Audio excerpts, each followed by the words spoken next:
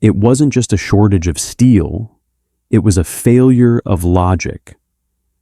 How did the world's most powerful air force, backed by the greatest industrial machine ever built, manage to protect every part of a plane except the parts that actually mattered?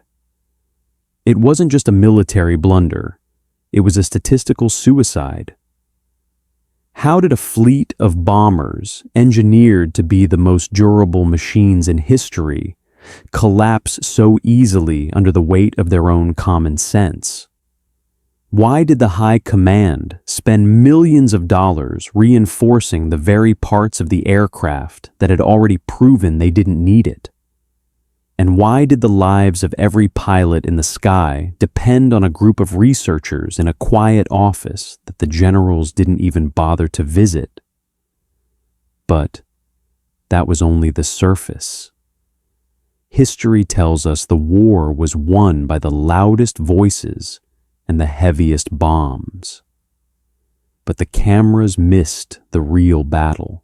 The only warning came from a room of mathematicians, women of the Statistical Research Group, whose names were never meant for the headlines.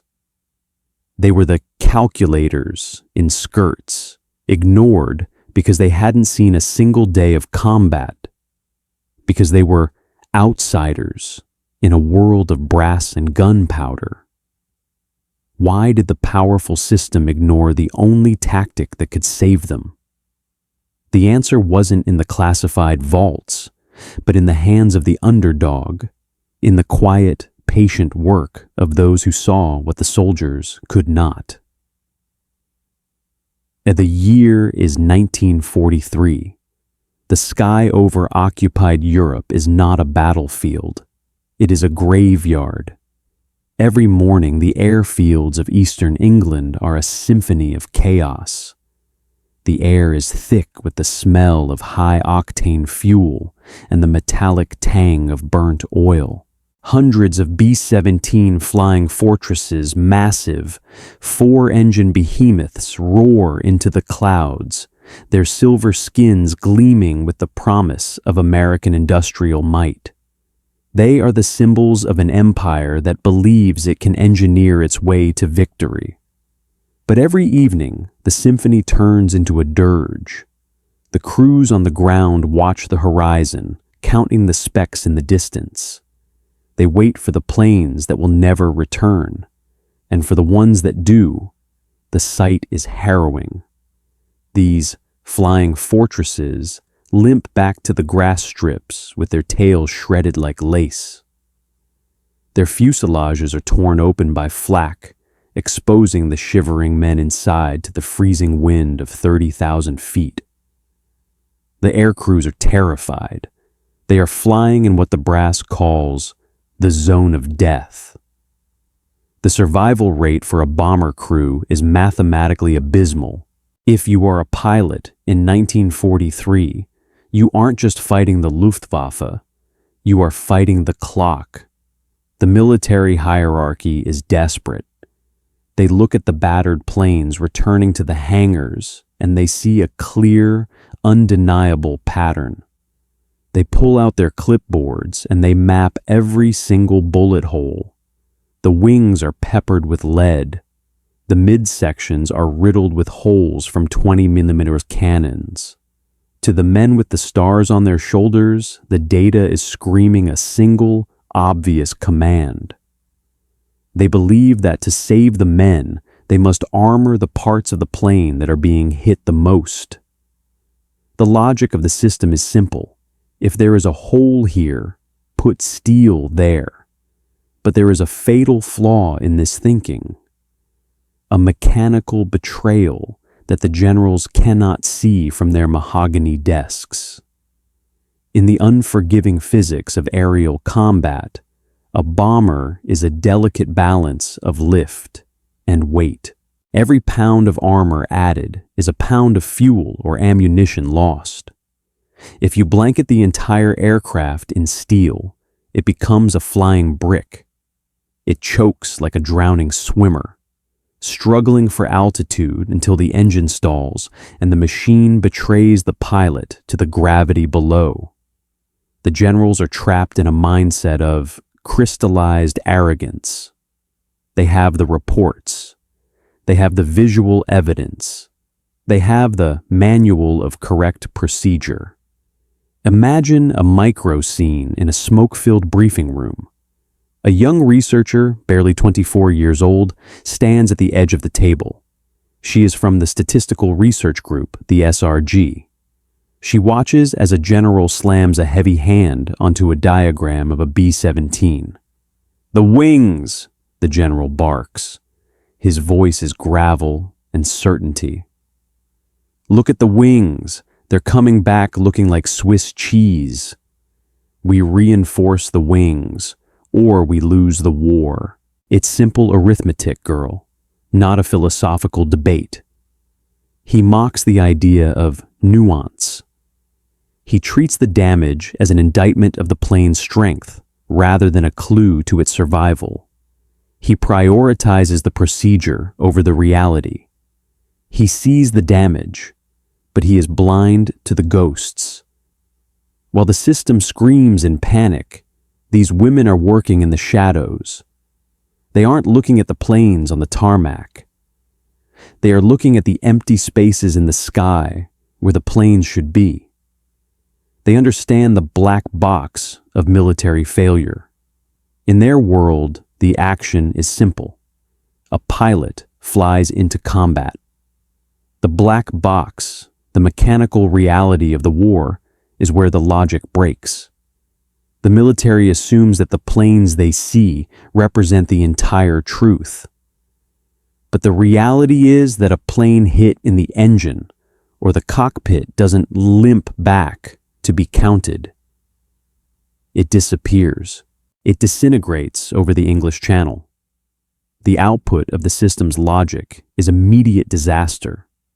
By armoring the wings, they are making the planes heavier and slower, while leaving the truly vital organs, the engines, the fuel lines, the pilot as vulnerable as they were before. They are preparing for a battle that the survivors have already won, while ignoring the battle that the dead have already lost. The lead researcher at the SRG, a woman who has spent her life being told she is just a calculator, looks at the general's charts. She doesn't see a map of where the planes are being hit. She sees a map of where the survivors are lucky. She realizes that the establishment is suffering from a collective delusion. They are looking at a survivorship bias so profound it borders on the absurd. They are treating the survivors as the problem, when the survivors are actually the only proof of what doesn't need to be fixed. The tension in the room is thick. The general wants his armor. He wants his obvious solution. He believes his experience in the cockpit outweighs the theories of a woman who has never felt the kick of a machine gun. He treats the silence of the SRG as submission. He believes his creation, his massive air force, is too big, too powerful to be undone by a simple error in logic. He treats the data as a victory. But he has fatally underestimated the hammer of reality. He treats the returning bombers as a sign of the plane's weakness. He doesn't realize that the sky respects no rank. While he toasts to his reinforced wings in the officers' club, the laws of probability, the true masters of the deep blue, are preparing to remind him who is really in charge. The storm of fire over Germany isn't going to hit the wings. It's going to find the one spot the generals decided was safe, because no returning plane had a hole in it. The silence of the lost planes is about to become deafening. Inside the quiet rooms of Columbia University, the war sounds different. There are no screaming sirens here, no smell of cordite, only the rhythmic, metallic clack, clack, clack of mechanical calculators and the dry rustle of endless flight logs. While the generals are looking at the sky, the women of the Statistical Research Group are looking at the numbers. And the numbers are beginning to scream. In this room, names like Abraham Wald provide the framework, but the heavy lifting, the computational grunt work, falls to women who have spent their lives being told that their intellect is a secondary resource. They are the ghost in the machine. While the Air Force High Command is shouting in panic over the latest casualty reports, these women are sitting in a heavy, focused silence. They are translating the carnage into a language the system refuses to speak. One researcher, let's call her Margaret, runs her finger down a list of serial numbers. She sees the planes that returned. She sees the red ink marking the holes in the wings. But her mind doesn't stop at the paper. Because she grew up in a world where things were often left unsaid, she is uniquely tuned to the frequency of the missing. She realizes that the military is treating the bomber like a static object, a target on a range. But a B-17 is a living, breathing ecosystem of engineering. This is the fatal flaw the generals are ignoring. They see the holes in the wings and think weakness. Margaret looks at the same holes and thinks survival. If a plane can fly home with its wing looking like a sieve, it means the wing can take the hit. It means the wing is redundant. But the engines, the cockpit, the fuel lines, they are as clean as the day they left the factory on every single returning aircraft. The realization hits like a physical blow. The reason the engines are clean isn't because the Germans are missing them. It's because the planes hit in the engine don't come back to be counted. They are sitting at the bottom of the English Channel, their secrets buried under 300 feet of salt water. The military is trying to armor the survivors. They are ignoring the ghosts. But the system does not like to be told it is wrong, especially not by someone it considers a clerk. Margaret takes her findings to a colonel in the ordnance department. The room is heavy with the scent of cheap tobacco and the stifling weight of tradition. The colonel doesn't even look up from his desk as she lays out the charts. He sees a woman in a modest dress talking about inverted probabilities, and all he hears is noise. He scoffs at the data. He believes that the front line is the only place where truth is forged. To him, the damage on the wings is a physical reality he can touch. The damage to the engines, the damage that doesn't return, is a ghost he refuses to believe in. "You want us to armor the parts of the plane that aren't being hit?" he asks. His voice is a razor of condescension. "We have men dying because their wings are being shredded, and you want me to waste weight on an engine that hasn't seen a single bullet? That isn't math, miss. It's a fantasy. We follow the damage. We follow the manual." This is the crystallized arrogance of the establishment. They prioritize the visible scar over the internal hemorrhage. They would rather follow a failing procedure to the letter than embrace a truth that contradicts their intuition. And so the order goes out. The factories begin to forge heavy steel plates for the wings of the B-17. But as the armor is bolted on, the deadly gap begins to widen. Think of the plane's engine like a human heart. It requires a specific mixture of air and fuel to create the power needed to keep 12 tons of metal in the air. When you add hundreds of pounds of steel to the wings, you are asking that heart to work twice as hard. You are straining the manifold, You are forcing the carburetor to choke on its own effort. The black box is now primed for disaster. Input. The pilot pulls back on the yoke to clear a mountain range or evade a Messerschmitt. The mechanical failure. The added weight of the safety gear creates a massive drag. The engine, already vulnerable and unarmored, overheats under the strain. Output.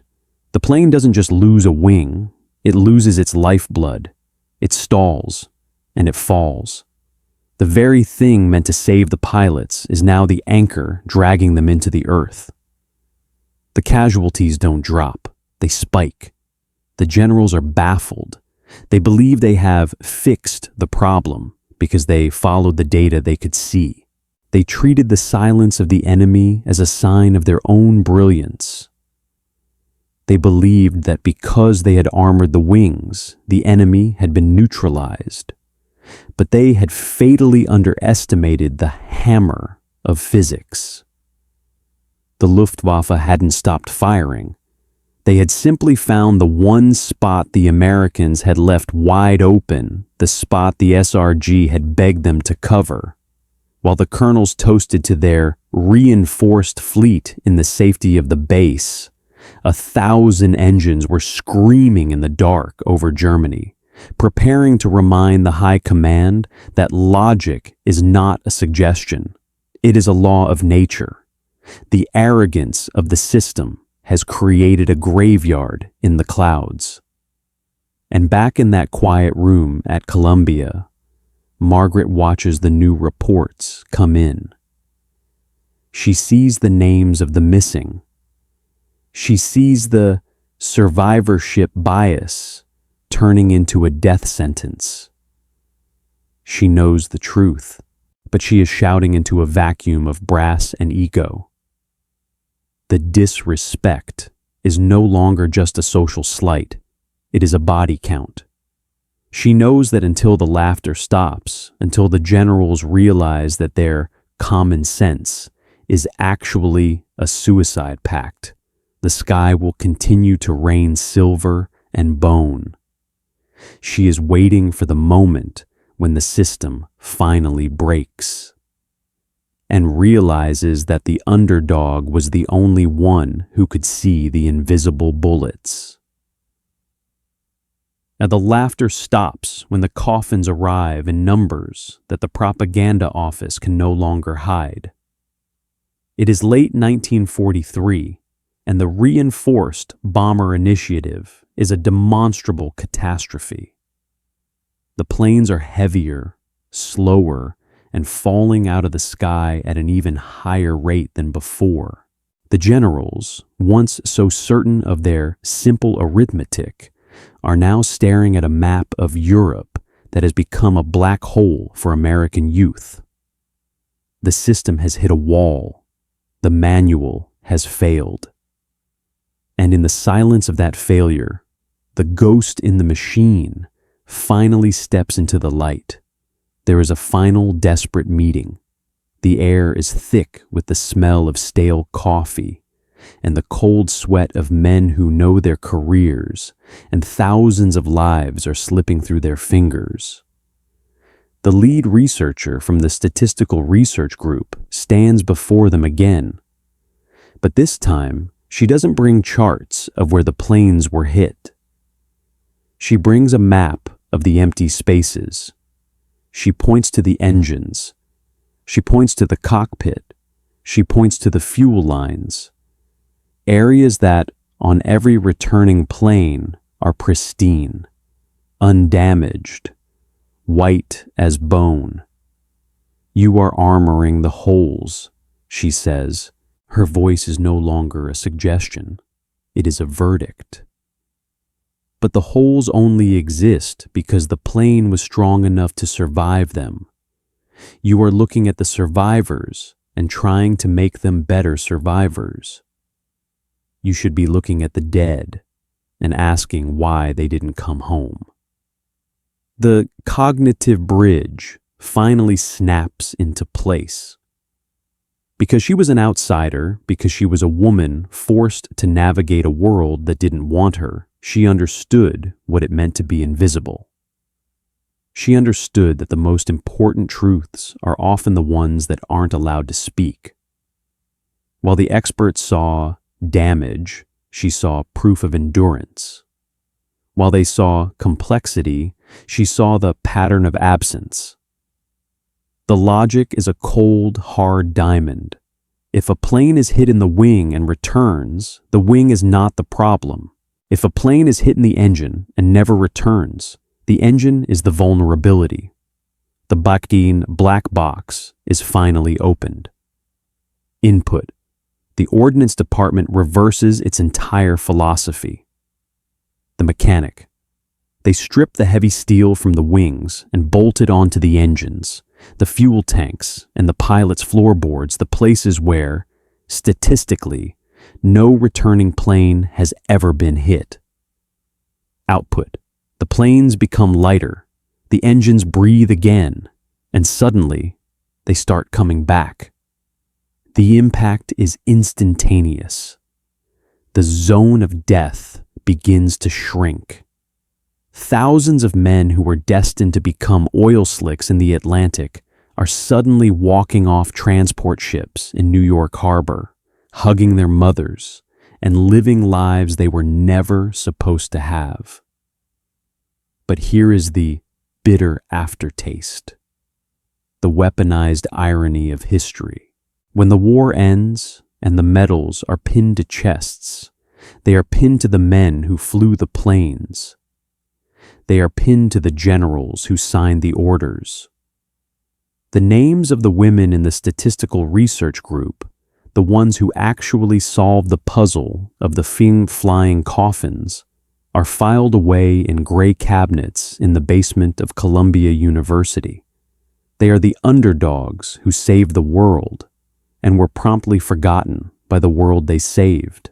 The system took their logic, used it to win a global conflict, and then patted them on the head and told them to go back to their calculations.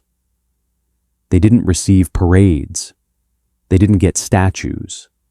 They got the silence they had used to solve the mystery.